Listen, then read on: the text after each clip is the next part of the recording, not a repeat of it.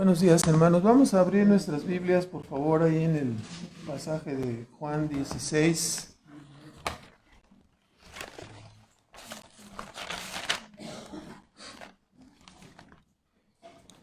Y vamos a...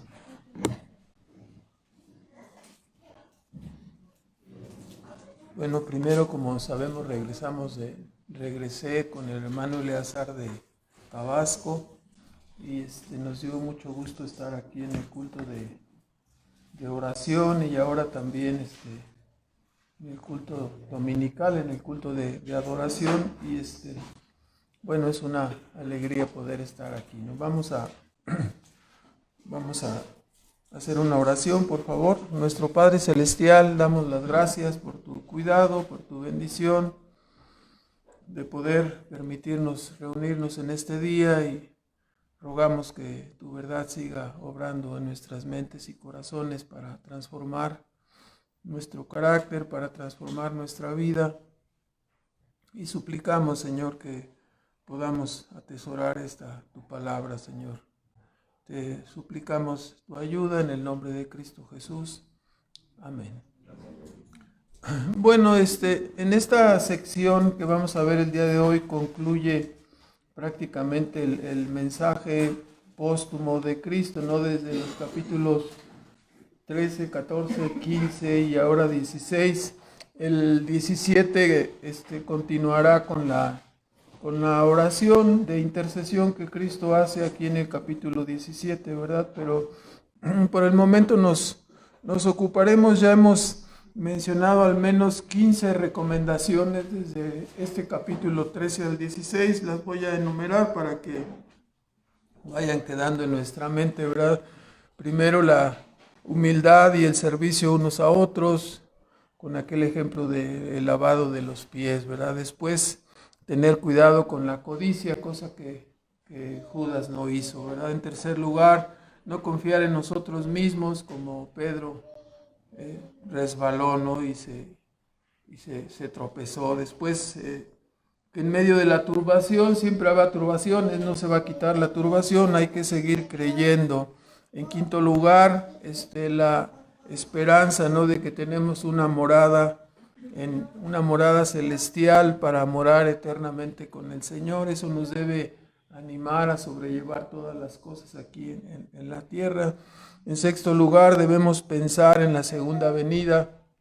Cristo vendrá otra vez, dice: yo os tomaré a mí mismo, para que donde yo estoy, vosotros también estéis, ¿verdad? También respecto a lo que dijo a Tomás, esto es algo muy bueno para nosotros, no sabemos la verdad y sabemos el camino, ¿verdad?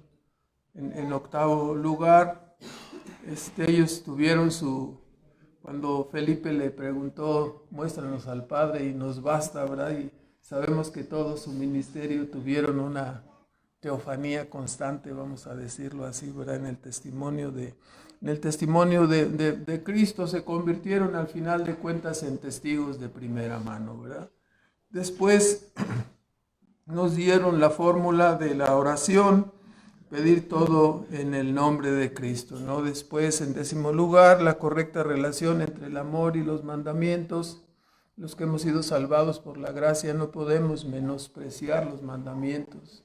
Es un grave error de muchas personas que sustentan aparentemente la gracia, pero acaban pisoteando los mandamientos por un malentendido, ¿no?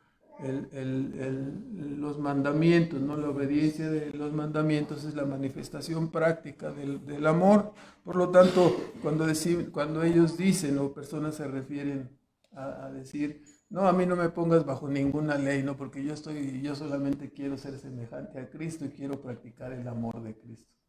¿Y cómo vas a practicar el amor? ¿Verdad? Por la obediencia de los mandamientos, ¿verdad? Obviamente es un malentendido, ¿no? Pero bueno, también hemos visto que Cristo dio la promesa del Espíritu Santo, se iba a retirar, pero dice: voy a enviar, algo que está repitiendo continuamente en estos capítulos. Cristo deja su herencia, ¿no? La paz de Cristo: mi paz os dejo, mi paz os doy. En treceavo lugar, la necesidad de permanecer en Cristo, ¿no? Yo soy la vid y vosotros las ramas. Solamente permaneciendo en Cristo podemos dar fruto, ¿no? El fruto esperado. Y finalmente la advertencia de la persecución. Todo eso, esa advertencia nos es dada para que nosotros lo entendamos y no retrocedamos. Y en 15º lugar, la promesa del Espíritu Santo trayendo su obra de convicción de pecado, de justicia y de juicio, ¿no? Entonces, así entonces el día de hoy vamos a comentar el pasaje de Juan 16, del versículo 16 hasta el final. Lo dividiremos en 4 puntos. La primera es que encontramos aquí, una vez más, ¿no?, la fórmula para transformar la tristeza en gozo. Desde el versículo 16 al 22, después de dar una frase un tanto enigmática, ¿no?, como aparece en el versículo 16, un poquito y no me veréis, y otra vez un poquito y me veréis, porque yo voy al Padre, ¿no? A veces Cristo dijo, cuando hablaba en parábolas o en forma alegórica, que era para ocultar la verdad de unos y para revelarle la verdad a otros, ¿no? Sin embargo, estas palabras causaron así un poquito de movimiento en la mente de los discípulos.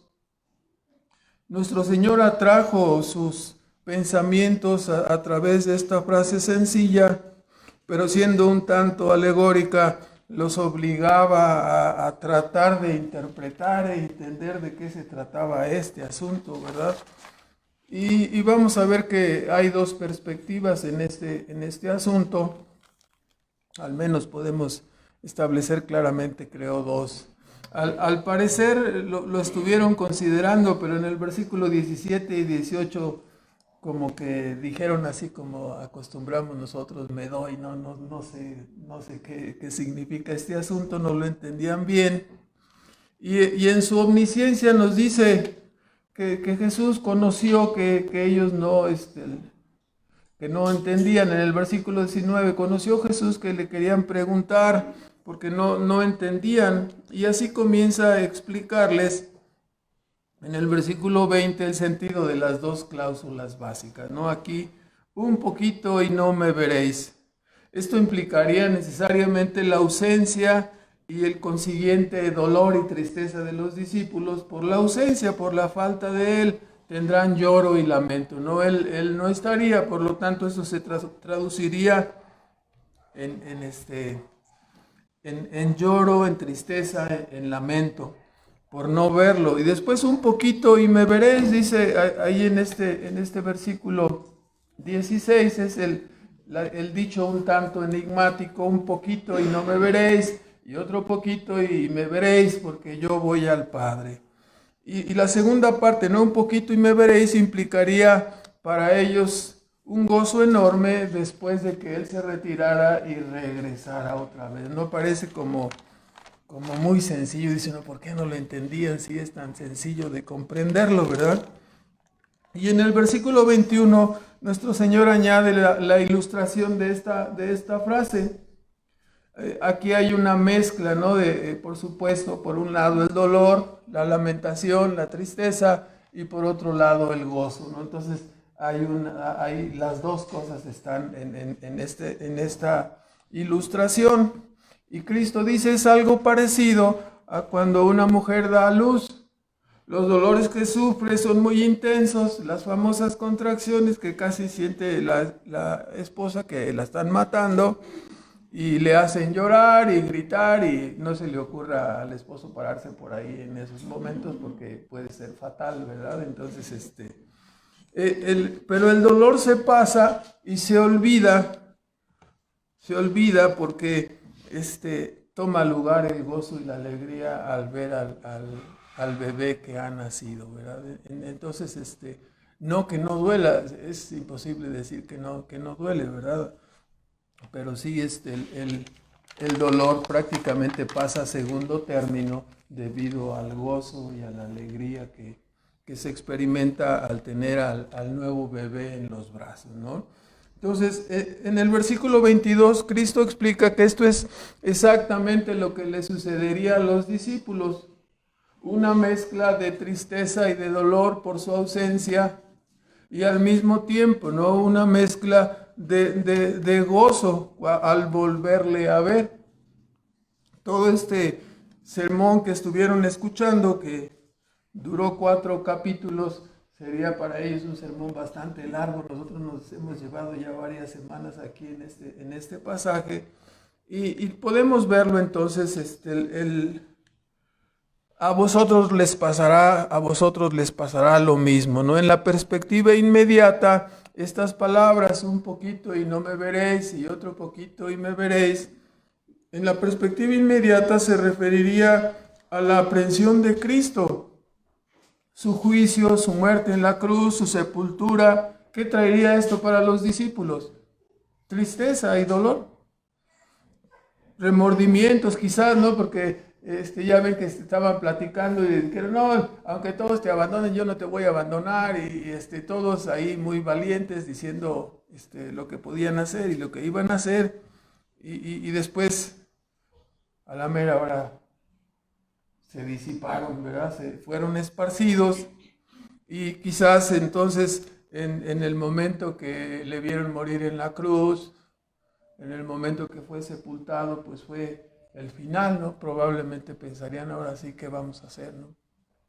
Ya se fue nuestro líder, se fue nuestro maestro. Estaba anunciada la resurrección, estaba profetizada, pero en ese momento siempre ocurre que cuando estamos en un problema así, la mente se colapsa y se centra solamente, no, está muerto, está enterrado, y ¿qué vamos a hacer, no? Entonces, pero no te acuerdas que dijo que iba a decir, sí, pero ahorita está muerto, y ¿qué vamos a hacer, no? Entonces, entra una desesperación, un dolor, quizás remordimientos, la culpa por haberle abandonado, lágrimas, lamentos, a pesar de toda la instrucción, ¿no? El dolor y el sufrimiento llegaron. Más al tercer día, en la perspectiva inmediata, vendría la resurrección, y otra vez volverían a verle. ¿Cuál sería el sentimiento en sus almas?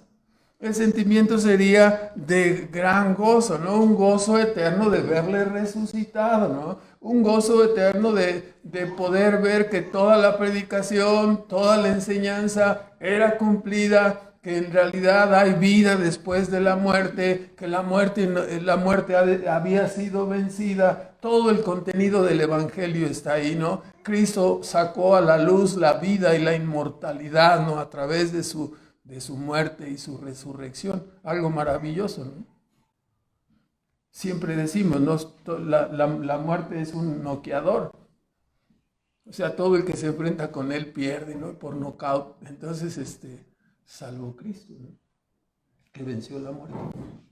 Entonces, la resurrección les llenaría de un gozo, ¿no? Un gozo eterno, entendiendo que es verdad, es verdadero. O sea, el Evangelio es corroborado ahí en la muerte, sepultura y resurrección de Cristo, ¿no? Anticipándonos lo que ocurrirá al final y trayéndolo aquí en medio de la historia, ¿no? Algo maravilloso.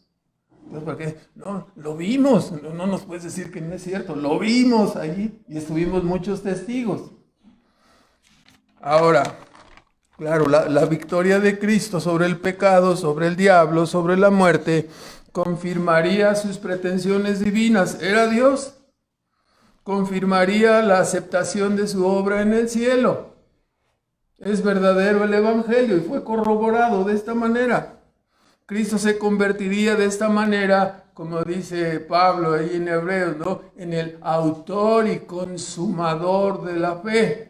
Vemos la historia de la redención en su vida, en su obra, en su muerte, en su sepultura y su resurrección. Vemos completa toda la obra de lo que pasará con todos los que creemos en Él.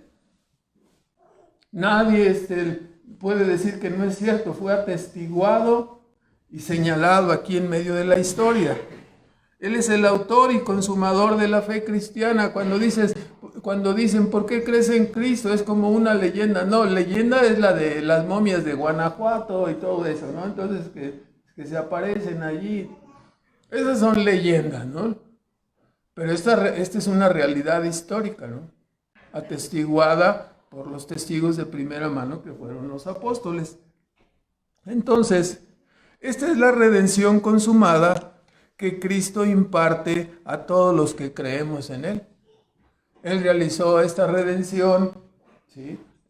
Sufriendo la ira por el pecado, cargando y responsabilizándose por las culpas, por el pecado que Él no cometió, responsabilizándose de los pecados de todos los que creemos en Él.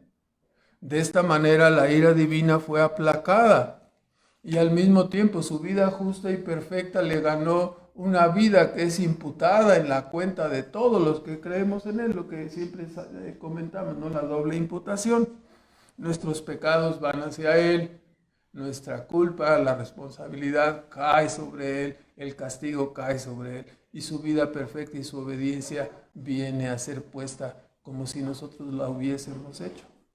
Es algo sencillo creo, de entender, ¿no? A veces nos enreda la mente y no lo comprendemos hasta dentro de 10 años, ¿no? Pero creo que ya después, como ya llevamos más de 10 años, ya lo comprendemos un poquito mejor ahorita, ¿verdad?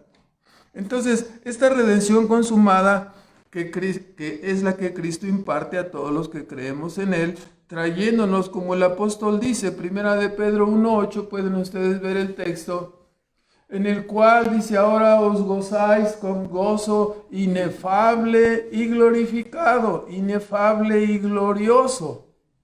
Entonces, esto es lo que trae la salvación al alma de los seres humanos. Un gozo inefable y glorioso, un gozo que el mundo no tiene, un gozo que el mundo no puede comprender, pero que inunda la mente y el alma de las personas que creemos. Y aunque nos torturen y lo que han hecho en la historia con muchos creyentes, de todas maneras la fe permanece, el gozo permanece. Entonces, ¿por qué? Porque es algo que Dios ha puesto en nuestras almas, una redención efectuada en el tiempo, una redención efectuada en la historia, ¿sí? Entonces, en la perspectiva inmediata, estas cosas son las que estaba tratando de decir Cristo, ¿no? Un poco, no me veréis, habrá lamentación, después resucitaré y vendrá el gozo, ¿no? Ahora, en una perspectiva ampliada, no solamente en el contexto inmediato, pero en el contexto futuro, hasta en el sentido escatológico, el sentido final, ¿no? Las cosas finales es lo que quiere decir la palabra escatología. Entonces, en una perspectiva ampliada, esto nos indica que no solo Cristo apareció resucitado una vez, pero vean ustedes en Hechos capítulo 1, versículo 3, a los cuales dice a su asamblea, no solo a los apóstoles, pero a su asamblea, a los cuales después de haber padecido, 1:3 de Hechos, se presentó vivo con muchas pruebas indubitables o indudables, apareciéndoles por 40 días y hablándoles del reino de Dios.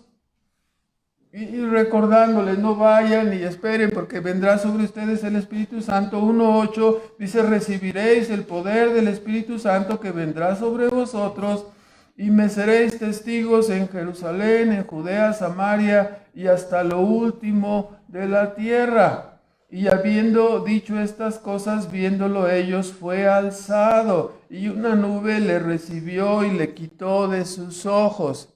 O sea, aquí en una perspectiva ampliada, un poquito y me veréis, voy a estar con ustedes 40 días enseñándoles, y después la ascensión, ya no me verán.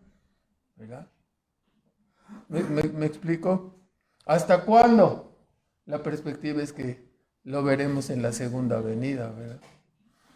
Entonces podemos entender aquí, estuvo con ellos enseñándoles y finalmente fue ascendido, ya no le vieron más físicamente, ya no fue visto por ellos, ya no pudieron tocarle, ya no pudieron abrazarlo, se retira en la ascensión y ahora le miramos, no solamente por medio de la fe. Vean ustedes Juan 14, porque todas estas cosas habían sido anunciadas, habían sido predichas, profetizadas, señaladas por Cristo que sucederían.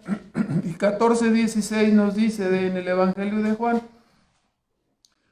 O sea, yo me voy a ir, ¿no? Pero yo rogaré al Padre y os dará otro consolador, otro paráclito, otro como yo, otro del mismo tipo, ¿no? Es la idea, otro que esté con vosotros en mi lugar, ¿no? Esta es la idea. Y dice, para que esté con vosotros para siempre. Esto es, hasta que se cumpla el proceso en donde Cristo vendrá por segunda vez, ¿no? A recoger a su pueblo. Sí, dice, al Espíritu de verdad, al cual el mundo no puede recibir, porque no le ve ni le conoce, ¿no? Sí, porque no le ve ni le conoce, mas vosotros le conocéis, porque está en vosotros, está con vosotros y será en vosotros, ¿no? Los creyentes recibimos el sello del Espíritu Santo para que sean las arras, la certeza de que el Espíritu está en nosotros, que somos hijos de Dios, y así esperaremos hasta el tiempo final, ¿no? Cuando vayamos a Él o cuando llegue su segunda venida. Entonces, no os dejaré huérfanos, vendré a vosotros. Entonces debemos entender, ¿no?, que Cristo vino a nosotros ¿a través de qué? A través del Espíritu Santo que fue mandado, ¿no? Ahí está morando, aquí está morando Cristo con nosotros. Esta es la forma, ¿no? No os dejaré huérfanos, vendré a vosotros, aún un poquito y el mundo no me verá más, empero vosotros me veréis. ¿Cómo? Ahora a través, ¿no?, del ejercicio de la fe. ¿Sí? Creyéndole al Señor. Empero vosotros me veréis porque yo vivo y vosotros también viviréis. Versículo 26, el Consolador, 14:26, el Espíritu Santo, el cual el Padre enviará en mi nombre, Él os enseñará todas las cosas y os recordará todas las cosas que os he dicho. Como sabemos, vimos la semana anterior o la última vez que estuvimos tocando el tema, cómo el Espíritu Santo inspiraría los evangelios, inspiraría a los autores para que escribieran todo el testimonio, toda la persona y la obra de Cristo, y las demás cartas que aparecen, los acontecimientos futuros. El Espíritu Santo no solo inspiraría y nos daría toda la verdad, la cual tenemos ahora en el contenido del Nuevo Testamento, recordándonos todas las cosas, enseñándonos lo que va a pasar. No vamos a ciegas, le vemos cada vez, ¿no? Nos reunimos a adorarle, y aunque no lo podemos ver físicamente, sabemos que está en medio de nosotros. Ahora entonces, así envió su Espíritu y a través de él sigue permaneciendo con su iglesia, enseñándonos y recordándonos a través de las Escrituras inspiradas todas las cosas que Cristo dijo a sus discípulos, todas las cosas que habrán de suceder. Y cuando digo todo me refiero a una serie de acontecimientos que marcan la pauta de lo que pasará en este mundo hasta su segunda venida y más adelante, ¿verdad?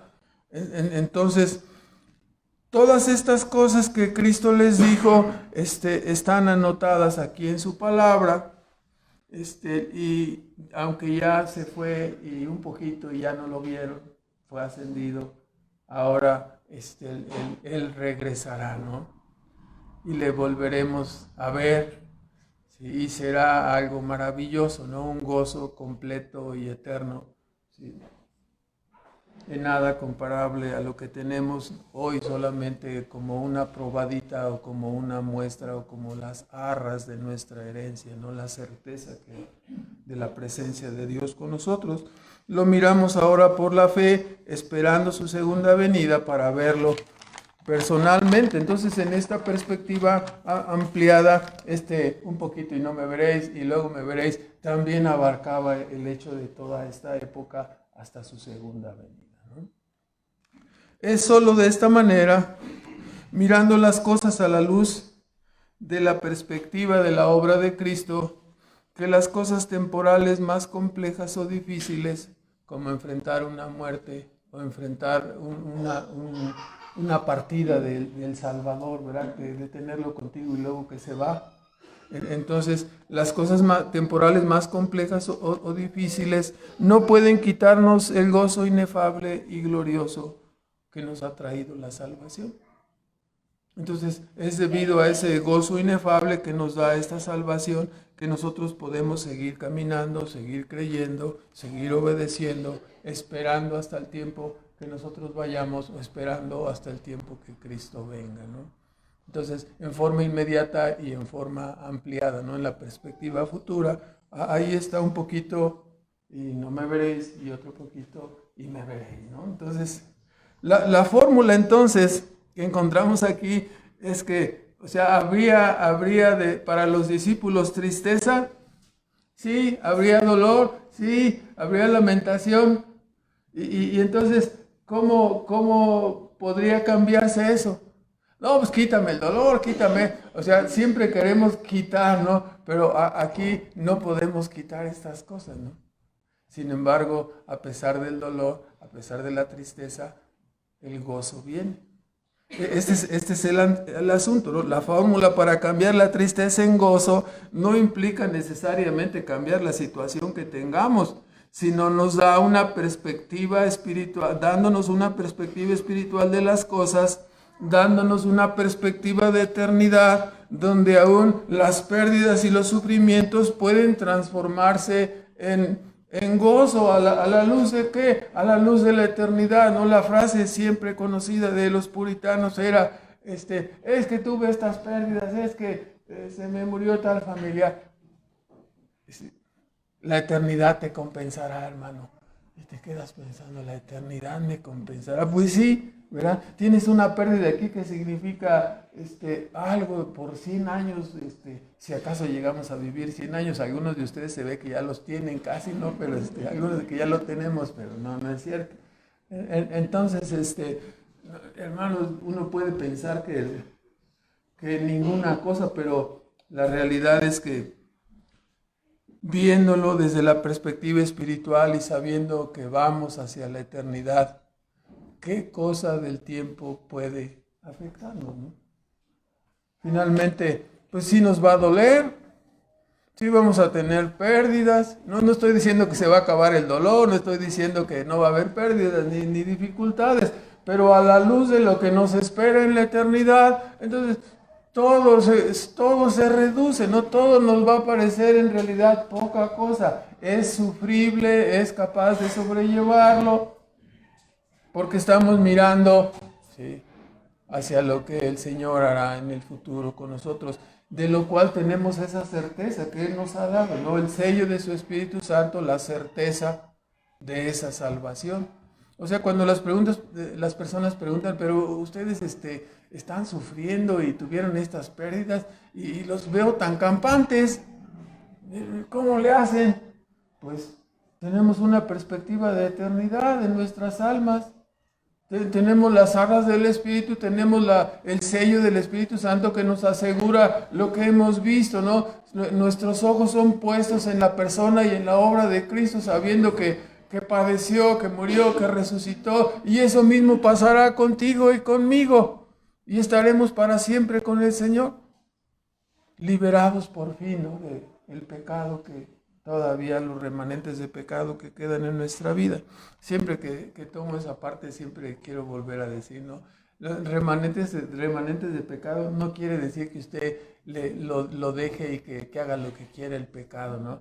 Remanentes de pecado quiere decir que ya no estamos bajo el dominio y control del pecado, pero que cada uno de nosotros somos llamados y obligados a luchar contra esos remanentes, no a dejarlos que hagan lo que quieran con nosotros, ¿no? Porque a veces así parece, ¿no?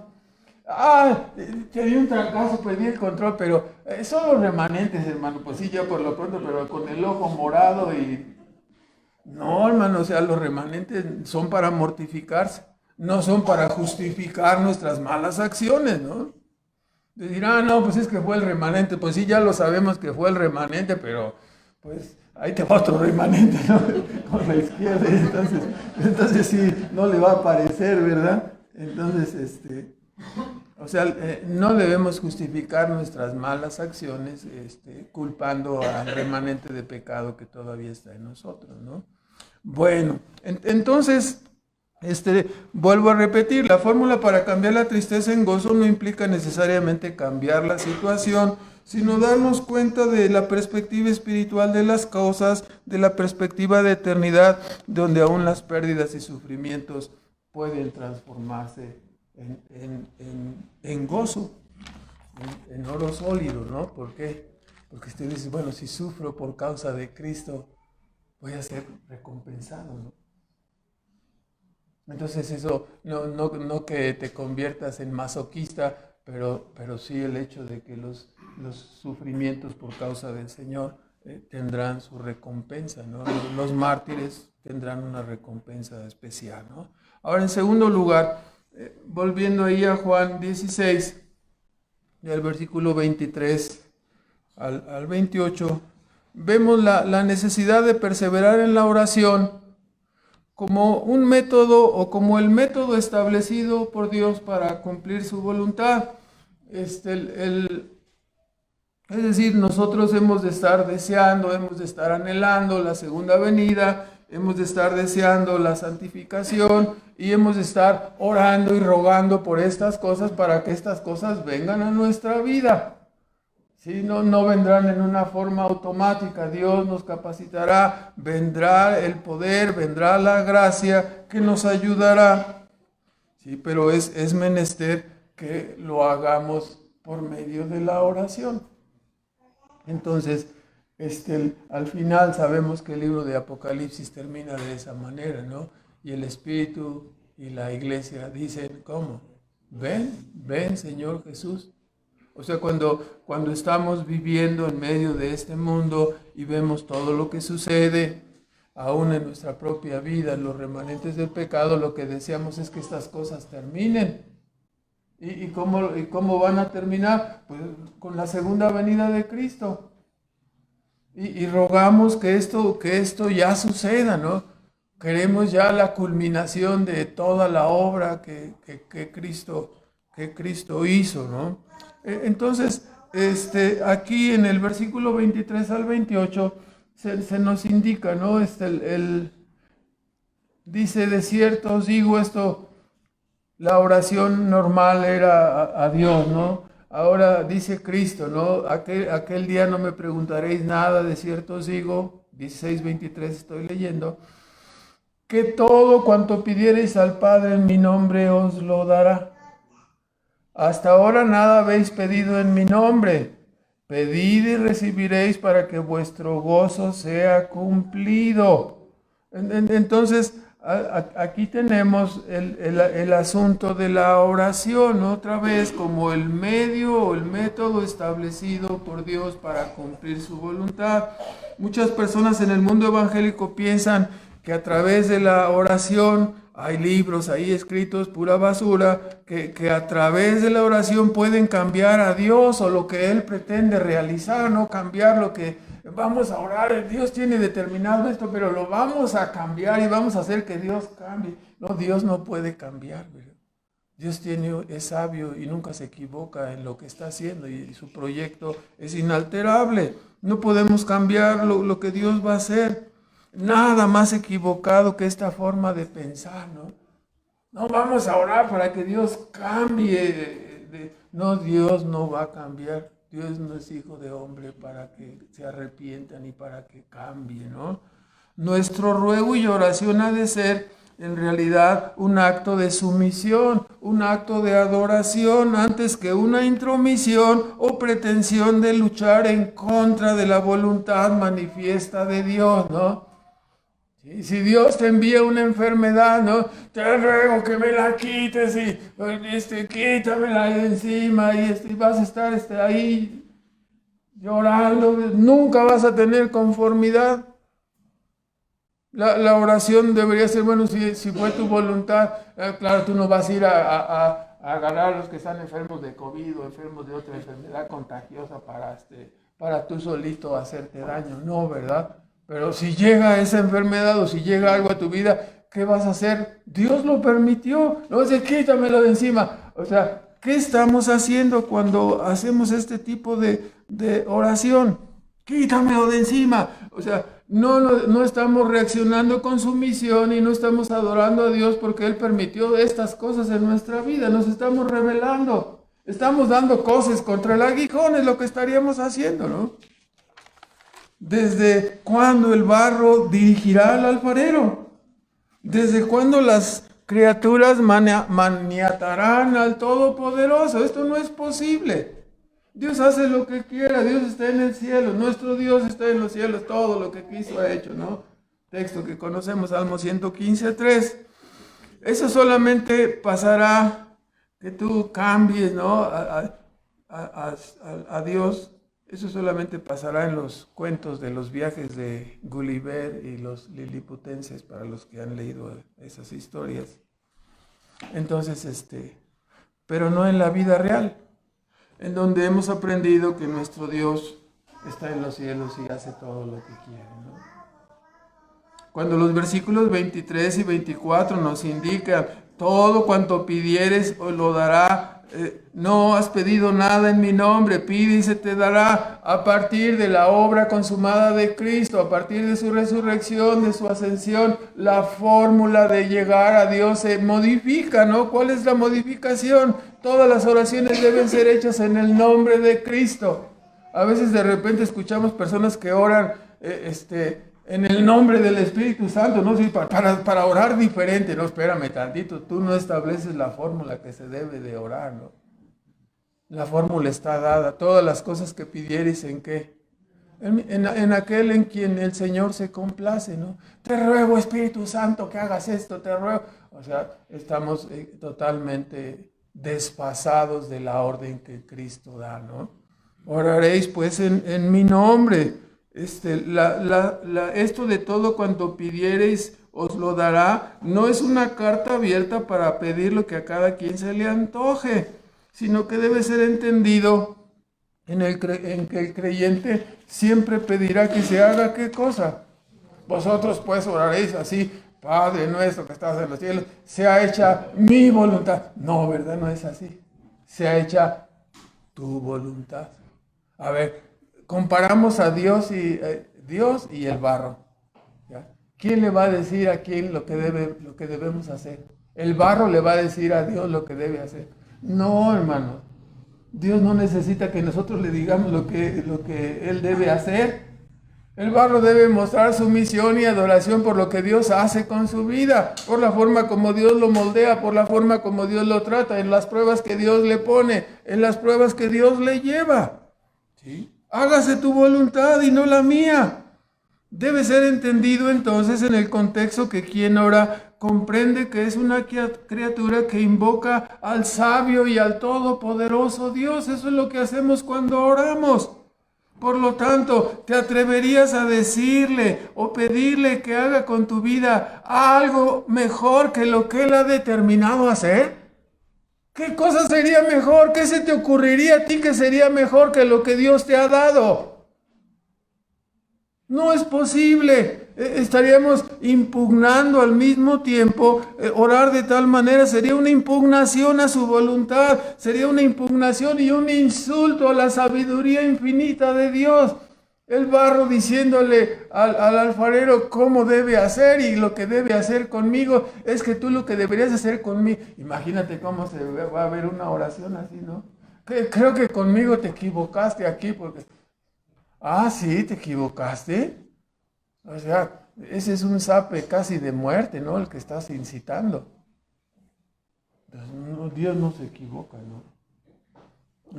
Entonces, no nos no oremos pidiéndole, no tomemos esta parte y malinterpretemos pensando que, no, aquí está, yo le voy a pedir lo que se me antoje y ahí está clarito. Me acuerdo cuando alguna vez estuve en los grupos pentecosteses que acostumbran eso y pídale carro que usted quiera a Dios, ¿no? Y ya estaba el hermano Omar pidiéndole por su carro, ¿no? Entonces, y luego que le roban el carro. Entonces, y no, pues no contestó de esa manera. O sea, le dijiste el color.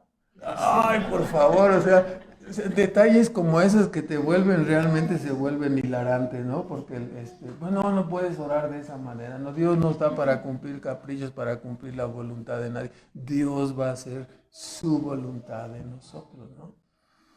Entonces, no podemos tomar, Cristo está abriendo aquí en esta instrucción, a partir de su obra mediadora manifiesta la manera en que debemos orar al Padre, ¿sí? Siempre en el nombre de Cristo, ¿no? Por los méritos de Cristo, a través de su mediación.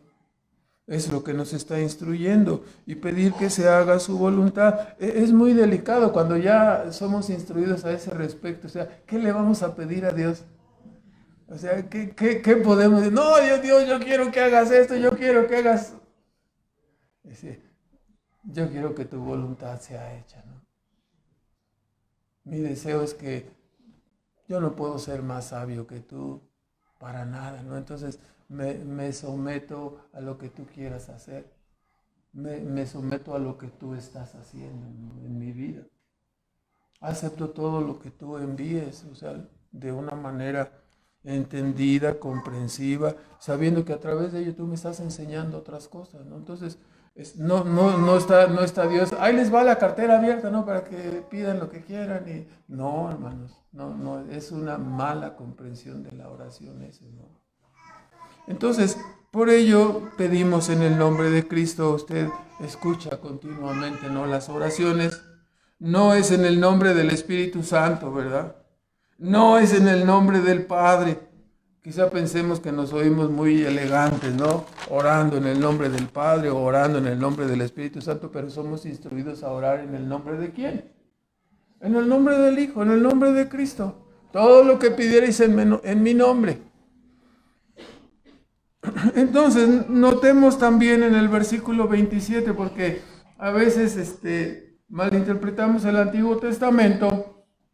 Y en el Antiguo Testamento se ve, algunos dicen, ¿no? Un Dios vengativo, un Dios que manifiesta el terror y acaba con todos los oponentes así brutalmente, ¿no? Entonces, el versículo 27 dice, el mismo Padre os ama, porque vosotros me amasteis y habéis creído que yo salí de Dios. O sea, ese versículo nos muestra, o sea, cuando usted ama a una persona, le escucha con atención, ¿no? Voy a poner una ilustración muy sencilla, ¿no? Algunos de nosotros que ya rebasamos los 89, entonces ya tenemos algunas nietas por ahí, las amamos a nuestras nietas. Se acercan nuestras nietas a hablar con nosotros. ¿Y qué hacemos? No les ponemos atención. Ah, quítate para allá. No, ¿verdad? Les atendemos, las amamos. Es una ilustración muy sencilla, ¿no? Cristo nos está diciendo aquí, el Padre nos ama. Cuando oramos a Él, Él nos ama. Es algo que debemos de considerar. No es que le vayamos a arrancar algo a Dios a fuerzas, algo que Él no quiere hacer. Bueno, es que ya me estuviste molestando tanto tiempo que ya te voy a dar. No, ¿verdad? Dios nos ama y sabe lo que es mejor para cada uno de nosotros. Podemos allegarnos a Él con confianza. El Padre no es el malo de la película, nos ama y se complace en oír nuestros ruegos, se complace en oír nuestras oraciones. ¿Qué oramos? Venga tu reino, sea hecha tu voluntad, prospera tu obra, ayúdame a ser obediente. No, te pido, imagínense cómo se va, no te pido por los tenis aquellos que ya te había dicho, y también por favor, ¿no? O sea, yo creo que no es necesario abundar más en ese tipo de ejemplos, ¿no? Entendemos que, o sea, en cuál mente está, o sea, cómo estás tomando la oración, ¿no? ¿Quieres usarla para ti mismo? Esos sentimientos se parecen, ¿no? a los pensamientos satánicos, ¿no? A los pensamientos del hombre inconverso, que Dios existe para ayudarle. ¿Sí? Que quiere que Dios haga lo que se le antoja a él. Es un pensamiento antropocéntrico totalmente, sería una oración antropocéntrica. Los hijos de Dios se supone que hemos entendido la verdad, la salvación ha cambiado la historia de nuestra vida, ¿no? Entonces ahora nos percatamos verdaderamente, ¿no? de lo que, aquello por lo cual vale la pena orar, aquello por lo cual debemos estar interesados en orar, ¿no? Sí, por donde quiera que vamos, si es a Tabasco, si es a Oaxaca, si es a cualquier parte, siempre vemos, ¿no?, que los creyentes tendemos a cometer el pecado de descuidar los cultos de oración de la iglesia, ¿no?, lo cual es un error. Es la iglesia en conjunto orando por el proyecto divino, orando por la voluntad divina, ¿no? Entonces, bueno, Cristo vuelve a anunciar aquí otra vez su partida.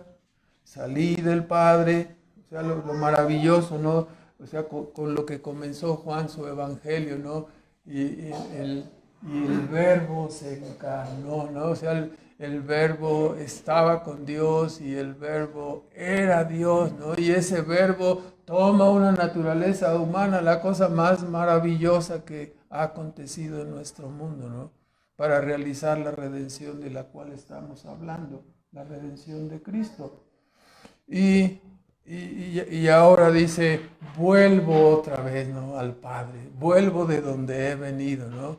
Sí, algunos, no, Jesucristo era un extraterrestre, ¿no? Era del piso de arriba, ¿sí? Era del cielo, vino del cielo a la tierra, ¿no? El cielo es la causa primaria de todas las cosas que dio origen a este mundo de donde vino Cristo para abrir un reducto de restauración para los pecadores, ¿no?, para mostrar su infinita misericordia y gracia en la redención de pecadores, no así con los ángeles caídos, pero sí con los hombres caídos, lo cual es maravilloso, ¿no?, porque pudo habernos dejado como a los ángeles, sin redención. Entonces, aquí entonces Cristo vuelve a anunciar, no voy al cielo, al lugar de preeminencia, al lugar de gloria donde estuve, el lugar que dejé. Ahora, en tercer lugar, versículo 29 al 32, aquí encontramos, ¿no?, la advertencia para nosotros, el peligro de la debilidad de la fe y la vana confianza en nosotros mismos. Dice el versículo 29, ¿no?, como que los discípulos se sintieron, así como decimos, se sintió muy, ¿no? Así se sintió superior a cualquiera o algo así, ¿no? Entonces, dice en creo que esa es una canción de hace 8,000 años, ¿no? Versículo 29. Dice, aquí dice, ahora hablas claramente y ningún proverbio dice, ¿no? Ya, ahora sí ya te entendimos. Ahora entendemos que sabes todas las cosas, tu omnisciencia, tantas manifestaciones que habían tenido, no necesitas que nadie te pregunte, tú mismo sabes, ¿no? Ya sabías que teníamos esa duda, ni siquiera tuvimos que preguntarte. Y en esto creemos que ha salido de Dios. O sea, por esto que acaba de suceder ahorita, o sea, y todo el ministerio, o sea, todo su ministerio de 3 años predicando, haciendo señales, milagros, prodigios, declaraciones importantísimas. Por eso me estás diciendo que crees. Es casi como decir, oh no, o sea, ¿qué está pasando, no? O sea, entonces, ya entendemos que Cristo es omnisciente y no necesitó que ellos preguntaran. Simplemente explicó. Y esta conclusión, esta explicación les llevó a la conclusión de que Él era el Hijo de Dios. No es incorrecta la conclusión. Lo que es incorrecto es que detrás de este acto, detrás de este pensamiento, detrás de esta explicación, hay todo un ministerio que fue diseñado para testificar que Jesús es el Hijo de Dios, el Redentor. Y tú te estás centrando en este detalle. Y todo el ministerio y las señales y los milagros y prodigios y las predicaciones, ¿qué pasó con ello? Estaban borradas ahí en ese momento. No, porque entendiste que te preguntaba, por eso creemos. O sea, obviamente se olvidaron de todo su ministerio, así como de las señales que hizo. Al parecer dejaron de lado esto. Y solo por el hecho de entender y contestar sus preguntas, ya creían que era el Hijo de Dios, ¿no? Un comentario bastante subjetivo de parte de ellos. El comentario de Cristo es sorpresivo, ¿no? su ministerio estaba llegando al final y los más inmediatos apenas creían, ¿no? Dice, apenas creen, o sea, ¿cómo es posible, no? Respondióles en el 31, dice, ¿ahora creéis? O sea, no lo puedo creer, ¿no? Todo el ministerio y todo lo que, ¿en dónde quedó? Ahora por este detalle, o sea, no era congruente su comentario, ¿no? Pero bueno, su comentario es exhortativo, tal como había advertido a Pedro. Dice, ¿ahora creéis? Bueno, viene la hora y ha venido que seréis esparcidos cada uno por su parte y me dejaréis solo. Aunque no estoy solo porque el Padre está conmigo, ¿no? La realidad es que Cristo sabía que su aprehensión, así como su muerte en la cruz, provocaría el desánimo y la deserción temporal de todos los discípulos. No eran fuertes, ¿sí? Se les vino encima la noche, como decimos, ¿no? Se nos vino la noche. Se hundieron al verse solos. A pesar de decir que estaban dispuestos a morir por él, finalmente fueron esparcidos. Confiaban demasiado en quién. En sí mismo. Yo lo arreglo. Sí. No te preocupes, yo lo voy a arreglar. Y así somos, ¿no? O sea, yo lo arreglo, ¿no? ¿Te ayudo? No, quítate, yo lo arreglo. Así como cualquier esposo cotidiano de Holanda, ¿no? Entonces, no, yo lo arreglo y se derrumba todo, ¿verdad?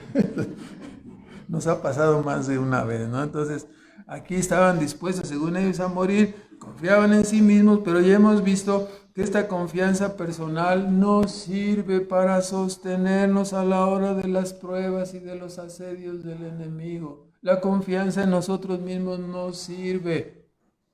No funciona así. Hemos de ser fuertes en sentido espiritual, acostumbrados a creer, acostumbrados a confiar, acostumbrados a sobreponernos a la adversidad, sabiendo que Cristo nos ha enseñado estas cosas y que está con nosotros, y que una adversidad o un tropiezo o una situación difícil no va a cambiar nuestra situación espiritual.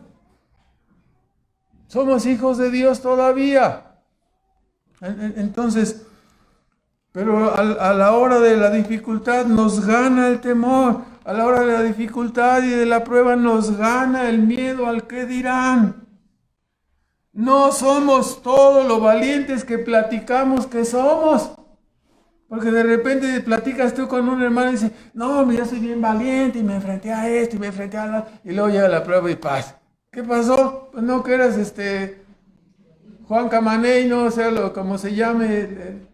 El non plus ultra, pues no era el non plus ultra. La primera prueba y pum, se resbala y se cae, ¿no? No, nosotros permaneceremos contigo primero muertos. Y viene y pum, se desaparecen todos, ¿no?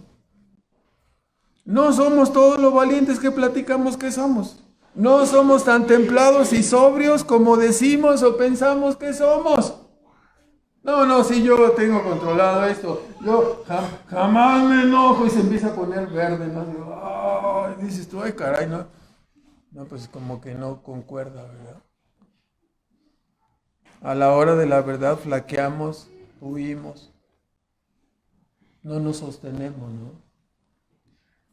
Me decían los hermanos que viajan a México, al instituto de acá de Irapuato, que ya los había agarrado de marchantes una patrulla por ahí donde llegaban y le daban vueltas y más vueltas y hasta que lo hartaron. El hermano les decía, no le vamos a dar nada, se van a llevar su carro, su camioneta, no le vamos a dar nada, no hicimos nada, traemos el permiso, llama a la patrulla, llama a la grúa, ya todo el operativo, ¿no? Para que tengas miedo y aflojes las piernas, ¿no? Y saques y ya sale su dinero, ¿no? No vamos a hacer nada, nos vamos a estar aquí. Y ya después, espérenos tantito, ¿no? Ya regresan, ya váyase. Pero no nos aguantamos, ¿verdad? no nos aguantamos. Y sí, de veras, y la grúa cuesta 15,000. Así que, entonces considérelo, ¿no? Nosotros no pedimos los 15, pero una ayudita por allí, y ahí le van tanteando al asunto, ¿no? Y ya de tantas veces que los pararon, ya se la sabían, ¿no? No, señor, haga lo que quiera, llame la grúa, usted está cometiendo un error, mire, no hemos hecho nada, usted nos está parando, ya le mostramos los papeles, no vamos a darle dinero, entonces haga lo que tenga que hacer. Pues ya se iban y regresaban y así, muy saludadores, ¿no? Porque siempre a la hora del saludo va el billete ahí. Todos te saludan y dices, qué amables son estos cuates. No, es que allá a la hora de saludar vaya. Y hay personas que no aguantan lo que en el tiempo pasado no llegamos a aguantar y caemos en el cohecho, ¿verdad? Por las amenazas, por la posibilidad, porque no somos de allá del distrito, por X o Y razón, ¿verdad? Para evitar problemas.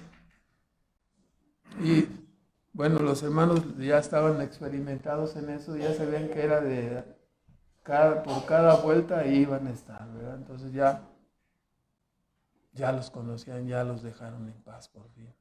Estos no les vamos a sacar nada, ¿verdad? Entonces, a veces no queremos pagar ese punto, ¿no? Queremos resolver las cosas, no enfrentarnos a problemas. Bueno, total, ya dale, ya para irnos, ya para que no se interrumpa nuestro proyecto, nuestro plan, y caemos, ¿no? Entonces, no somos tan templados y sobrios ni tan honrados como decimos, ¿no? O pensamos que somos. A la hora de la verdad, como estoy diciendo, flaqueamos y huimos. No, yo sí, yo enfrento todos y pasas y le das un raspón al carro que está ahí. No. Vámonos, es rápido, ¿verdad? Haz una nota con tu nombre, haz una nota con tu teléfono y déjala ahí. Yo raspé tu carro, he hecho eso cuando me ha pasado, ¿no? No lo estoy diciendo solamente de labios. ¿Por qué? Porque si no vas a estar de ahí para quién sabe cuándo irá a venir esta persona, pero le dejas tu nombre, tu teléfono y háblame, raspé tu carro. Y así para pagar lo que uno tenga que pagar, ¿no? Pero no podemos reclamar honestidad si nosotros no somos honestos, ¿no? No tenemos ni cara para hacerlo. Bueno, entonces, a la hora de la verdad flaqueamos, huimos. ¿Sí? Espero que no se haya dado cuenta. ¡Dios se dio cuenta! ¿Sí? Entonces, tramposo. ¿Yo tramposo? Sí, tú. Entonces, ¿qué queremos? Ser exhibidos así. Mejor hay que hacer lo que debemos hacer para que seamos exhibidos como practicantes de lo que profesamos, ¿no? de la justicia que profesamos. Deberíamos entonces, dice el apóstol Pablo, 2 Corintios 12:10, ¿no? 2 Corintios 12:10 dice, porque me gozo en las flaquezas, en las afrentas, en necesidades, en persecuciones, en angustias por Cristo. Porque cuando soy débil, entonces soy poderoso, ¿no? Entonces soy fuerte, ¿no? Deberíamos ser humildes y temerosos en lugar de creídos y arrogantes, ¿no? Porque si somos creídos y arrogantes, siempre vamos a fracasar y siempre vamos a tropezar. Mejor ser humildes y temerosos, enfrentar las consecuencias y las cosas ocurrirán de mejor manera, ¿no? Como a Dios le agrada. No nos sirve, hermanos, el valor y la fuerza de la carne a la hora de la tentación. Debemos trabajar y orar para no entrar en tentación, para que nuestra fortaleza sea espiritual y no carnal, ¿verdad? Porque la fortaleza carnal, ¿qué pasa? Se derrumba y nos escapamos, ¿verdad? Finalmente, en el versículo 33, Juan 16:33, para terminar, dice ahí, estas cosas os he hablado para que en mí tengáis paz. En el mundo tendréis aflicción, mas confiad, yo he vencido al mundo. Tenemos aquí finalmente la victoria de Cristo sobre el mundo, ¿no? Nuestro ejemplo a seguir. Ocurre que muchas veces vemos con pesimismo nuestra profesión de fe, especialmente ante algunas pruebas reprobadas y otros resbalones. Y llegamos a pensar que a causa de nuestra flaqueza, de nuestra debilidad, llegamos a pensar que no podemos triunfar sobre el mundo y su corriente, ¿no? Que finalmente vamos a ser aplastados porque todos piensan diferente, porque nadie piensa como nosotros, y nos ponemos la cobija de incomprendidos y de víctimas y todos esos errores que llegan a ocurrir, ¿no? Llegamos a pensar que no se puede ser cristiano en medio del mundo donde nos movemos. ¿Sí? Ya estamos flaqueando en la obediencia, no estamos flaqueando en la fe que profesamos. Sí se puede vivir, ¿no? Aquí tenemos las palabras. En el mundo tendréis aflicción, tendremos pruebas, tendremos lucha, pero debemos seguir confiando. Yo he vencido al mundo, venceremos finalmente por medio de Cristo. Se nos dificulta ser honrados, se nos dificulta no entrar en el sistema de corrupción, nos cuesta trabajo ser diferentes y mantenernos firmes en medio de la corriente del mundo. No queremos aparecer como muy radicales, no, es que este cuate, no, sí, es que frecuentemente escuchamos esas palabras, ¿no? Es que sí, está bien, somos cristianos, pero tú te pasas, ¿no? Eres muy radical. ¿Y cómo quieres que sea un blandengue? Sí, alguien que tuerce sus convicciones a cierto momento, alguien que no se sustenta en la fe que dice tener. No, hermanos, no es lo correcto, ¿verdad? Entonces, nos cuesta trabajo ser diferentes y mantenernos. Es por ello que nos conviene mirar la persona y la obra de Cristo, ¿no? Tendrán pruebas, tendrán aflicciones, tendrán dificultades. Confiad. Yo he vencido al mundo. Ustedes pueden vencer. Ustedes pueden seguir viviendo fieles, obedientes y saldrán correctamente de este mundo. Vencerán al mundo. Es por ello que nos conviene mirar la persona y la obra de Cristo. Su vida es la prueba de, como se dicen aquí en el mundo, no en los partidos de fútbol, sí se puede. Pues sí se puede. Sí podemos salir adelante, ¿verdad? Siendo fieles y siendo obedientes en la fe que profesamos.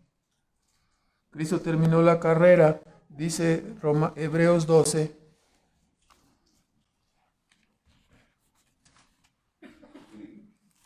Versículo 2, donde se nos insta a correr, ¿no? Despojándonos, teniendo toda esa nube de testigos señalada en el capítulo 11, se nos insta a correr con paciencia la carrera de nuestra salvación, la carrera que nos es propuesta. ¿Cómo debemos correr? Poniendo los ojos en el autor y consumador de la fe, viendo su victoria, viendo que triunfó sobre el mundo y su corriente. El cual, dice, habiéndole sido propuesto gozo, no el gozo, sufrió la cruz, menospreciando la vergüenza, y se sentó a la diestra del trono de Dios. Reducid, ¿no? Centrad vuestros pensamientos, reducirlos a este solo pensamiento, a aquel que sufrió tal contradicción de pecadores contra sí mismo, para que no os fatiguéis en vuestros ánimos desmayando, ¿no? Para que no te desanimes, que no habéis resistido todavía hasta la sangre, dice, combatiendo contra el pecado. O sea, sí se puede terminar la carrera, ¿no? Sosteniendo la fe, siendo obediente, siendo fiel. Dios nos ha capacitado para eso. Mirándolo a Él y siguiendo sus pisadas, lograremos ir hasta el final de nuestra carrera, ¿no? Siendo también vencedores por medio de Él, ¿no? Entonces, vamos a terminar con unos comentarios. En primer lugar, sin lugar a dudas, somos animados a perseverar en la fe y en la oración entre tanto que corremos esta carrera de la fe.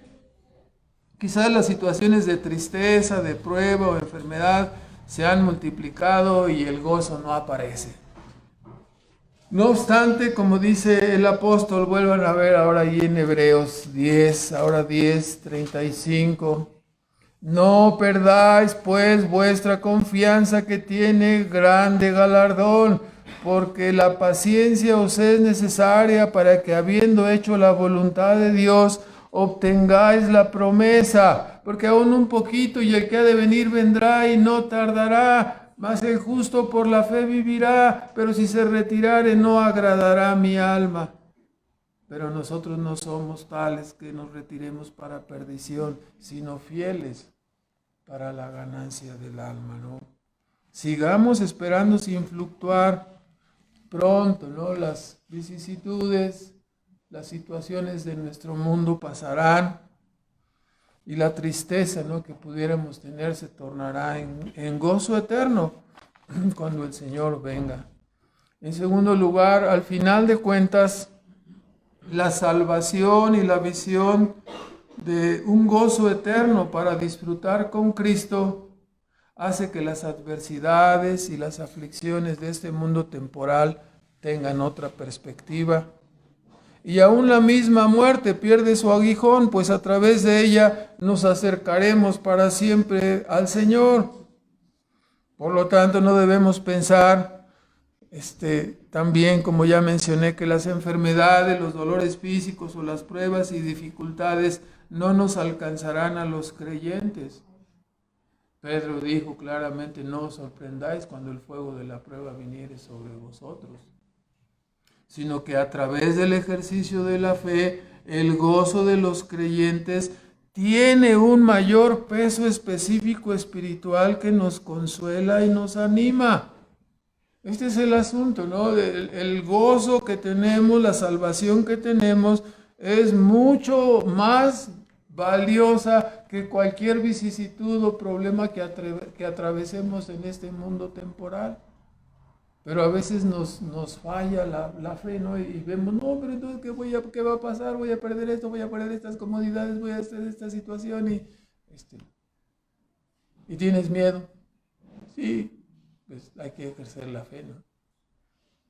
Hay que entender, ¿no? Lo que pueda. Yo no puedo garantizarle a nadie, ¿no? Dice Romanos 15:13, texto que conocemos: y el Dios de paz os llene de gozo. El Dios de esperanza os llene de todo gozo y paz. ¿Cómo? Creyendo. Si seguimos creyendo, el Señor nos dará el gozo y la paz que necesitamos, ¿no? El gozo de los creyentes tiene un mayor peso específico, ¿sí? Peso específico espiritual que nos consuela y nos anima. Entonces, debemos de seguir creyéndole a Dios, ¿no? ¿O qué creemos que es que aquí es lo más valioso este mundo? No es lo más valioso. Lo más valioso es el mundo venidero. Sí, pierdes las cosas aquí, pero ganas el mundo venidero. Se habrá cumplido, ¿no? El mendigo Lázaro entró al cielo, era un mendigo, no tenía ni para comer. Se alimentaba de lo que caía ahí de la mesa, ¿no?